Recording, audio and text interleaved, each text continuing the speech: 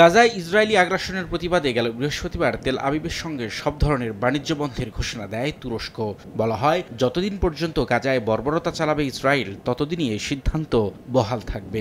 গাজায় যুদ্ধবিরতিতে বাধ্য করতেই এমন পদক্ষেপ বলে জানান তুর্কি প্রেসিডেন্ট রিসেপ তাইফ এরদোয়ান।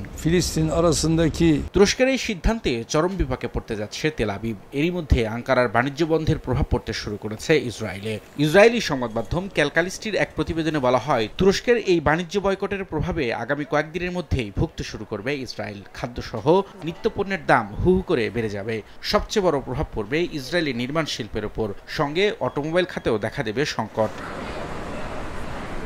অর্থনীতিবিদরা বলছেন, শিল্প কারখানার পণ্য, প্রসাধনী এবং নিত্যপণ্যের মতো গুরুত্বপূর্ণ জিনিসের জন্য অনেকটাই তুরস্কের উপর নির্ভর করতে হয়। বিকল্প বাজার থাকলেও হঠাৎ করেই বাণিজ্য বন্ধ করে দেয় পণ্য সংকটে পড়বে ইসরায়েল। এতে হুমকির মুখে পড়বে অর্থনীতি। বিশেষজ্ঞরা বলছেন, এমনিতেই গাজায় আগ্রাসনের প্রতিবাদে দেশে দেশে চলছে ইসরায়েলি পণ্য বয়কট। যুদ্ধের ব্যয় মেটানো সহ নানা কারণে অর্থনৈতিকভাবে নাজুক অবস্থা ইসরায়েলের। এর মধ্যে তুরস্কের আকস্মিক সিদ্ধান্তে দিশেহারা নেতানিয়াহু প্রশাসন।